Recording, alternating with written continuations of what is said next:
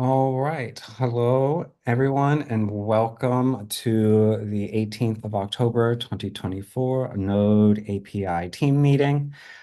Before we get started with our usual agenda of going through the project board, does anyone have any announcements they would like to make? All right, then let me go ahead and share my screen. They All right.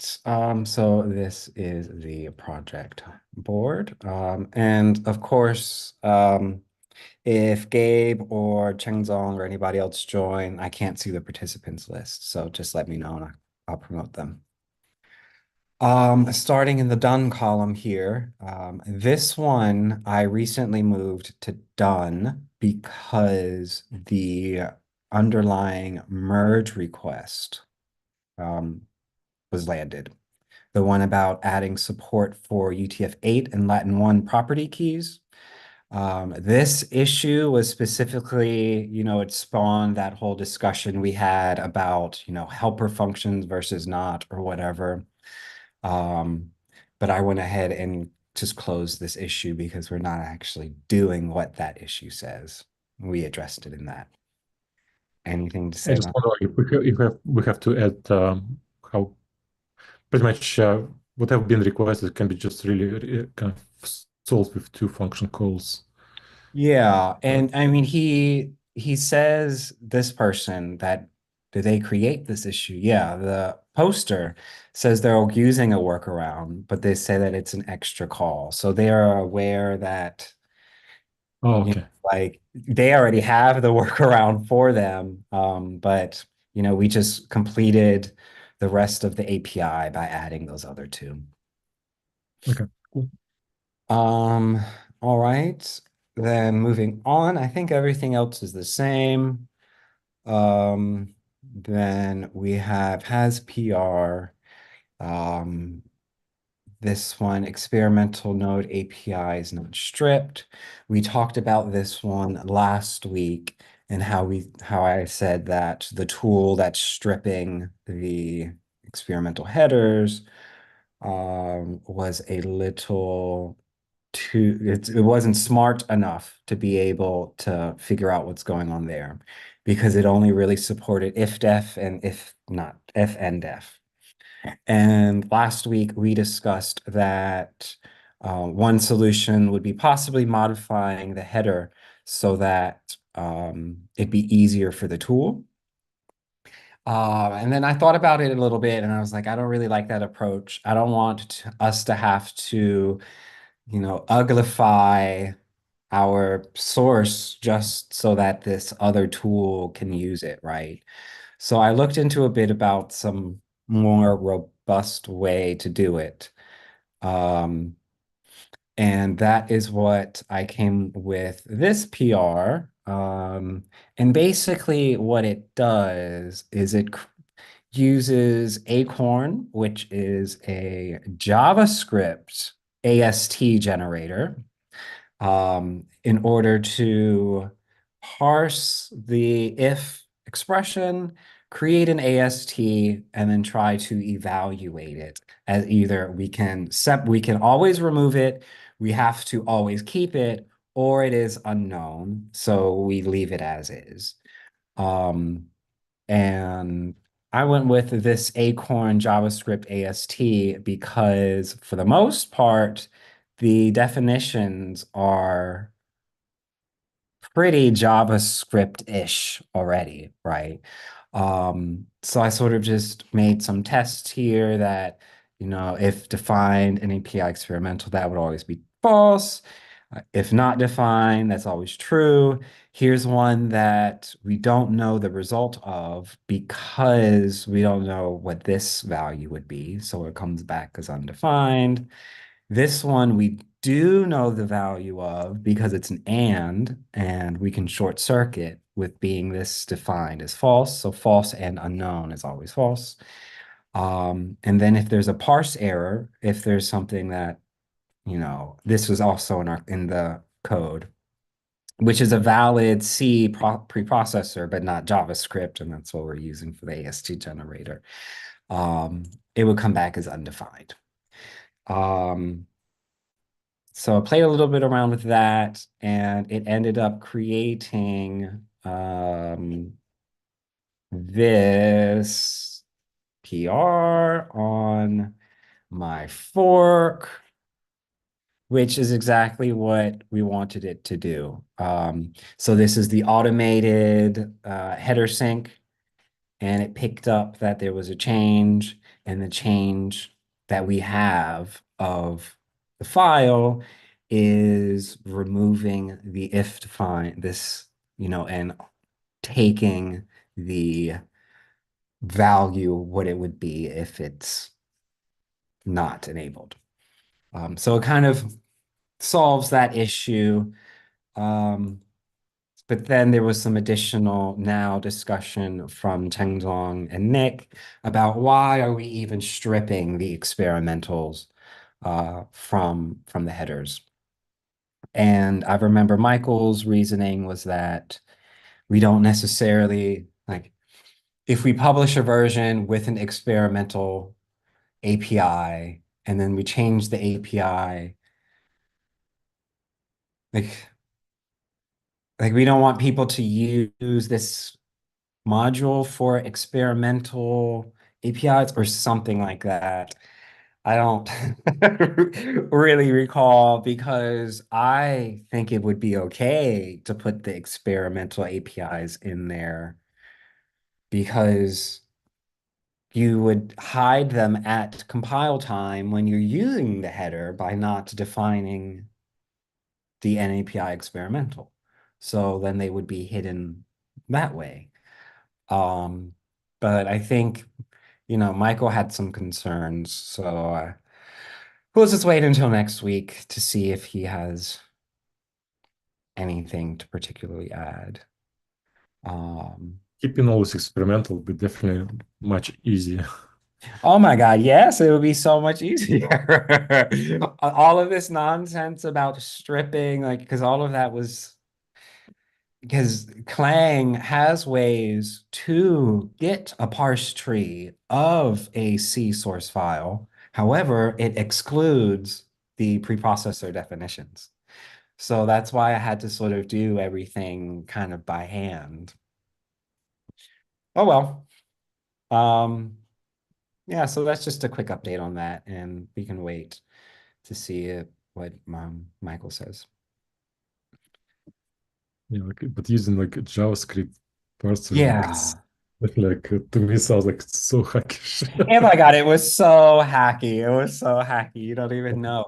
I kind of went down a route of like trying to make a parser and an AST generator and everything. And I was like, that's just way too much work for this. So let's just try a best effort with a JavaScript AST. And then I was like, it worked. So yeah. I think we can absolutely have more discussion about it when the rest of the team is here. Okay. Um, then moving on to in progress, there is the LibNode embedding. Do you have any update on this? Yeah, I'm still working on it. It's still learning, still. Okay. Probably, Okay. probably by next week I'm gonna have something to present. Like I was mostly focused this week on what it means to build with libnode. I was kind of struggling through some issues related to some cross compilation, like compiling ARM64 on x64. I found like we have effectively for Windows, it does not work. Like there are some bugs in build logic, and on Linux it works, but I didn't understand. I didn't know like it seems like we don't have instructions what we really need to do it, like to install this special Arch 64 tool set. Oh, yeah. Yeah, it was like, but interesting. I found some article that actually explains it. So maybe like I wonder if kind of all these instructions for cross compilations should be probably somewhere published as part of documentation for Node.js project. It will be beneficial to other developers. Isn't I mean it according to this building document, you should be able to have some cross compilation. I guess we just don't easily explain how to do it, I guess. Because I've never had to cross compile.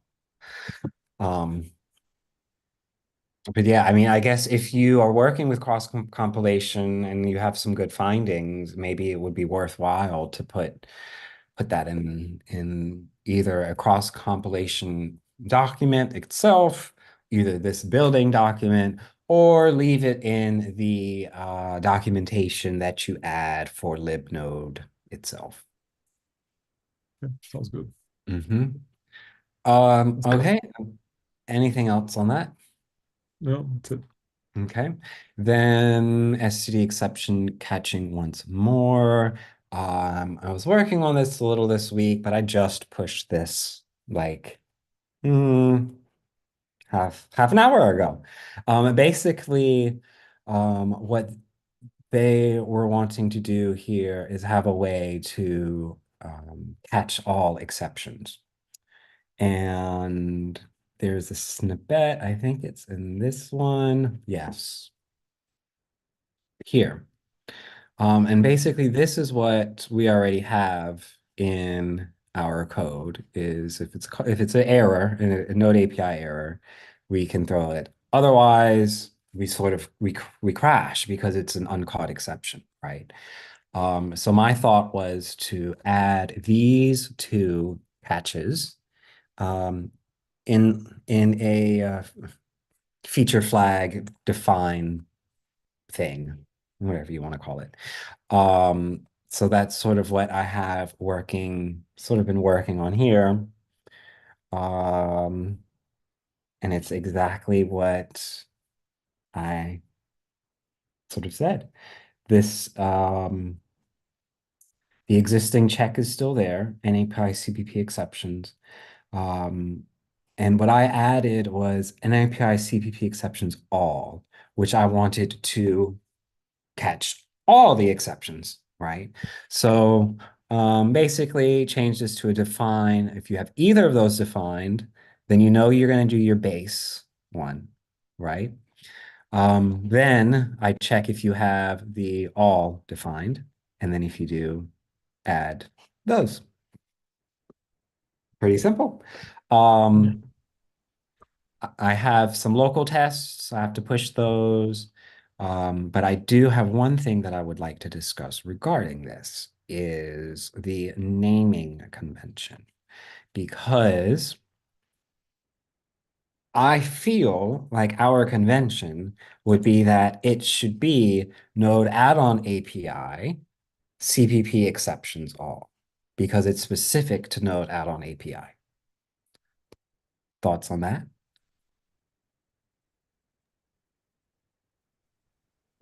Do we use this prefix somewhere else already? I'm pretty sure this is the prefix that we use. Enable maybes, that uses it. Disable deprecated. Yeah, it's what we use everywhere. I'm not sure why it was even named an API CPP exceptions to begin with. Is it Maybe. used in core? No, it's not used in core, No, right? no. Yeah, Core does not use it.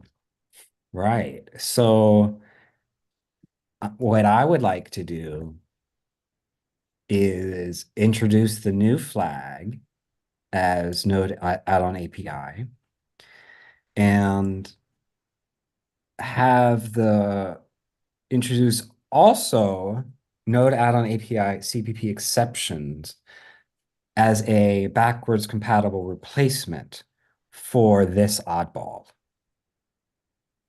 Just so that everything, because we're going to have documentation about these flags, right?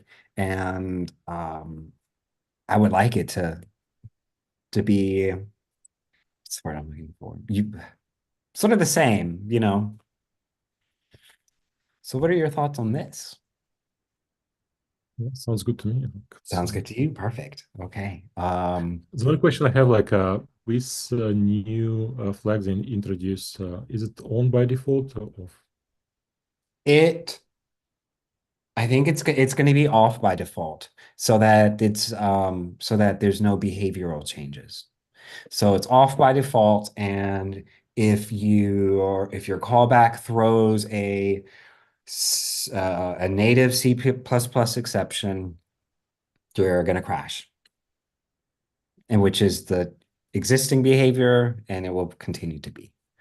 So then you would have to explicitly use this.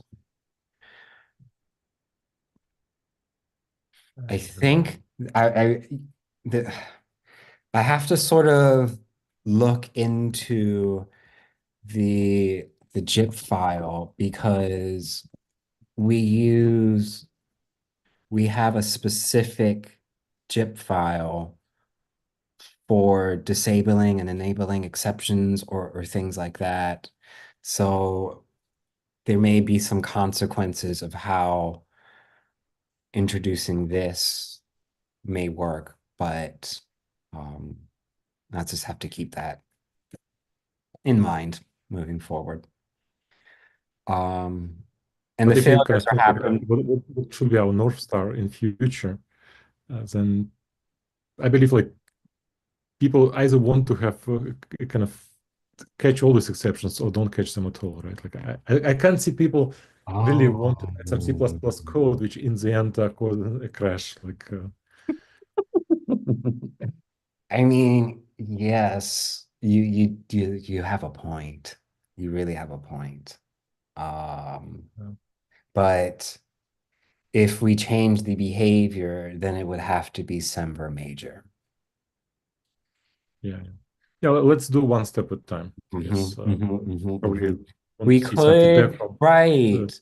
We could do, we could introduce this and then maybe put a warning somehow that if you're using the old one, which does not catch exceptions, maybe some warning that's like, in the future, all exceptions will be caught, something, something, something.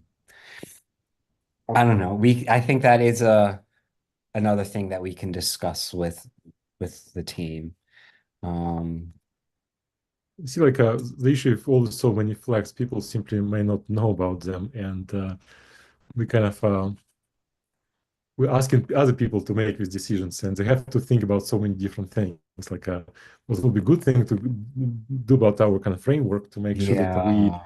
kind of we have some opinionated kind of best practices, and if people want to deviate for this kind of best practice stuff, we kind of they need to put extra effort. So technically, the main scenario should be the simplest one, and I guess like questions here, what should be our kind of North Star scenario here, which I believe for this library will be probably kind of catch all exceptions and convert them to JavaScript exceptions. So That also brings back you mentioning this best practices document. There was another uh feature that was recently added that brought up the discussion about best practices.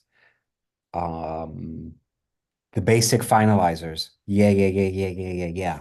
We were talking about, oh, maybe we should make some sort of best practices document or best practices default thing that you can opt into. Just be like, give me best practices, and then you get them all. That's right. So now there's even more and more things that are coming up.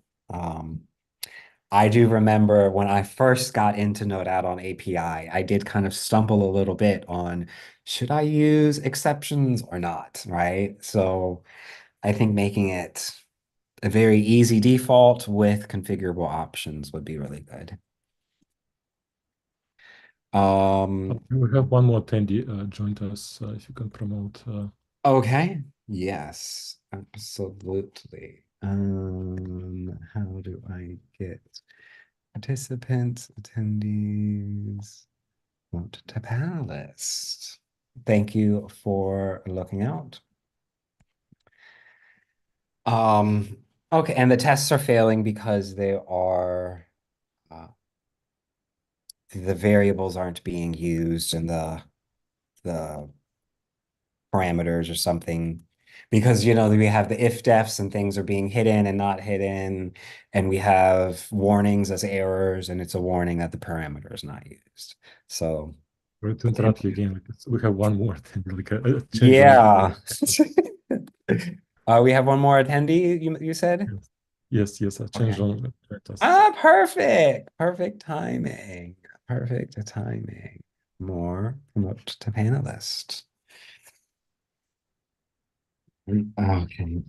Um, 18.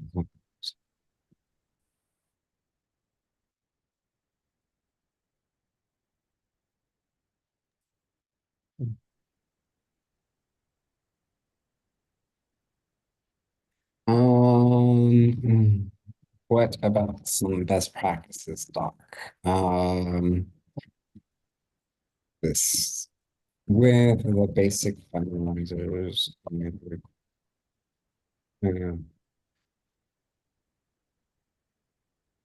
Okay, just putting those notes in there for me so that I know.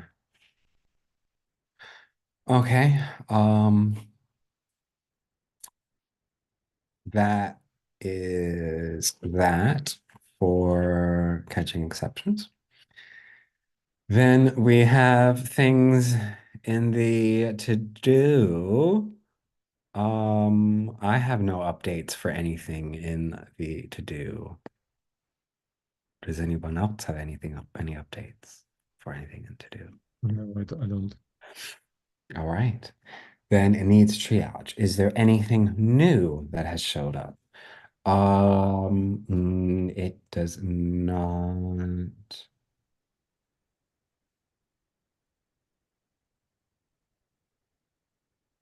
look like it, except what is this? Issue not found or has been deleted. Okay. Delete from project.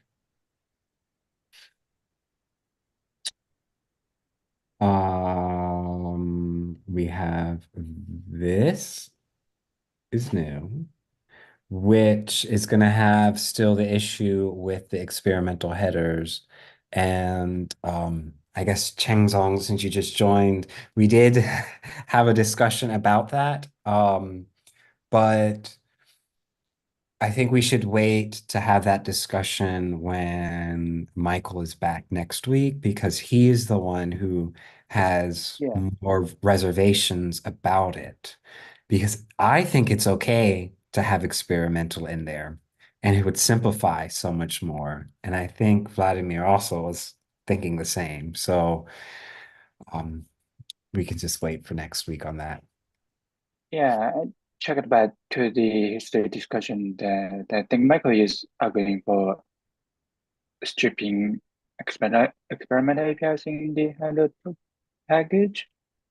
But yeah, I think definitely having it in the package would make our test infrastructure easier because it just snapshots what we have in the core repo. So yeah, let's discuss Right. it next week.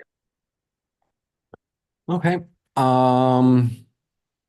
Then let's see. Fix add-ons and Node.API test assumptions. Um, Yeah, it's just a it's just a straightforward fix in the test. It's not really relevant to Node API. It's not really I see. strict relevant to Node API. It's about general test infrastructure fix. I see. Yeah, it's around everything and it just happens to touch us. Okay, that makes Yeah. sense. Then we have some of the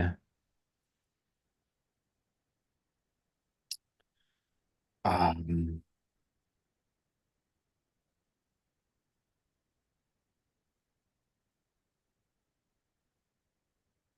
I wonder why this one is failing. So this is the Node Allen examples test website builds. I'm wondering if it was because they're always just failing or, aha, dependency tree. Okay, so that is specifically because of the update. Um, I will take a look at that one. API examples. Assign. There is no assign. Okay. Mm, mm, mm. And I will go back to the pull request and assign this one to me. Okay.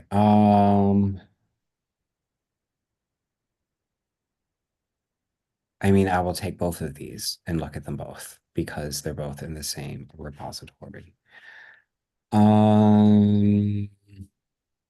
Then we have this. This was the for the conditional support and the if for the node headers. We will wait for next week to continue discussing that. How to pass. About I just want to give an update about the passing C++ objects to another thread. Okay, perfect. Yeah. Yes. The reason that we don't expose the userland clonable or transferable is that it may allow executing code while you are not aware, because you're simply posting an object to another thread. But if you didn't load the add-on or the package at the other side, then it will implicitly load that add-on or package at the another thread and execute it. So it's a little bit concerns people that this triggers arbitrary code evaluation, but I think it's still in the Node.js security mode, but it's just like I don't like the API design that triggers code evaluation that you via the post message API. So right now we only allow host or say building objects being cloned or transferred through post message API. And there are also efforts in TC9 to improve the cross-thread message communication, which is the proposed struct API. I'd say that this is more like a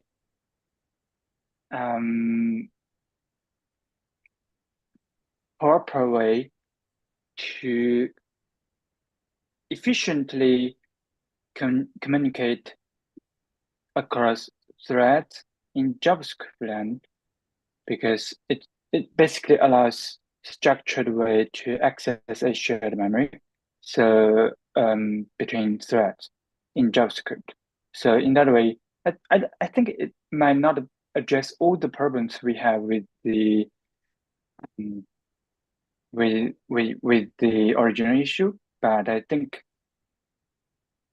it at least will not introduce the problems that I mentioned, like post message would trigger code evaluation at the another thread that you didn't load the add-on or the package. So yeah. Right. Okay. Is it possible to, so of course you can like pass an object to another thread that has the parameters to pass to the constructor, right? So you've already loaded in your new thread your module, your add-on, and now you can then construct it passing in the arguments from the parent thread or whatever. Is there a way that, I'm really just thinking out loud, I don't know. Is there a way that the main thread can construct the object already, pass the object that's wouldn't then be wrapped to to the child thread, and then the child thread just re-wraps it or like reinitializes it somehow. Is that something that's possible? I mean, that's exactly the problem that I mentioned, that the rewrap would trigger JavaScript evaluation. And that means that posting a message to another thread would trigger code evaluation Right. in userland. So it may came from a dependency that you relies on, and it may just, I mean, it's just that there are too much implications on the post message method that um that you have to rethink about the scope of the method, because this method is also available on the web, and you are 100% confident that this method would not trigger arbitrary code evaluation. So Right. I think adding the support in Node.js is concerns me that although it's not a security bug in Node.js perspective, but it still concerns me that it triggers code evaluation through an API that's not supposed to trigger code evaluation. Right. Right. Okay. That makes sense. Hmm. Another issue with that is the identity JavaScript object identity issue, is that, like, what if we have um, multiple copy of a package that coexist in a single process?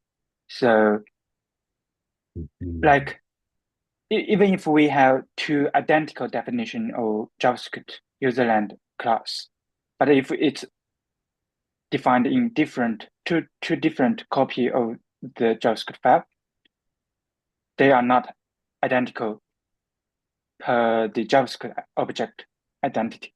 Like, you cannot Mhm. triple equal these two classes. So that's, I mean, that's the tricky issue here. That's why I think the proposals, this struct, the struct proposal might be a solution here, because the struct proposal also addresses the JavaScript object identity cross threads here. I see. Okay. Hmm. So it's a way to be able to share thing. Okay, that's it's an interesting proposal. Stage one. So Um, it, yeah, it's still early stage, but I mean, brothers are very keen on this proposal because this could improve the cross-thread communication performance. So yeah, I think they're actively working on it. right, okay. Because this would allow you to share objects across your worker threads, right? Yeah, definitely. Because I guess right now you really can't. You have to clone them and you can't even clone them. So you have to pass a way to construct them all the time newly into your children. Okay, that makes sense. Um, so then is there anything that we can do regarding this issue? Should we, because I guess we can explain that, a better, yeah. Yeah, I just linked to the upstream core to the issue in the core repo. I think it's sufficient explaining the core in the upstream issue. Okay.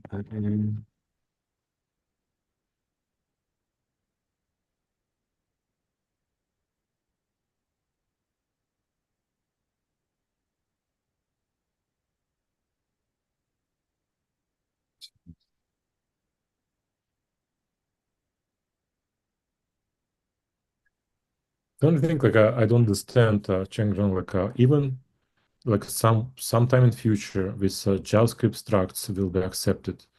But how does it address issue of sharing a native object? Well, like I said, it's not perfectly addressing the original issue here. The essential problem here is that do we want to allow code evaluation through post-message API? So if this principal problem is that we are not going to allow userland code evaluation through post-message, then the answer is no. The userland library probably want to expose an userland wrapper around the post message so that they can explicitly involve rewrapping at the another thread, so that wrapping around post message so that we can reconstruct the C++ native object at the not at the other end of the other end thread. So that involves explicit involvement from the user of the API. But right now, post message doesn't allow arbitrary code evaluation. Makes sense. I mean, it's not a purely C++ issue. It's also a JavaScript issue. Like you cannot also post a JavaScript object that has native like IO handles with it. You cannot post colon it or transfer it with post message API. Only if the handles are constructed by the Node.js built-in APIs. Okay. Well, I will go ahead then and close this issue. Ta-da! Okay, and then some more feature bumps, and we already sort of discussed the typings one. Does anyone have any, what did we end up saying? Node add-on examples. This is the same repo that I have to work with on the version bumps, so I'll take a look on those as well offline. Then I think that is the board. Does anybody else have anything they would like to bring up or discuss or anything like that?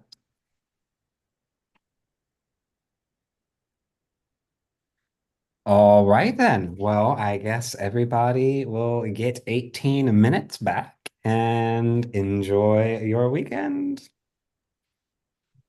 Yeah. Thank you.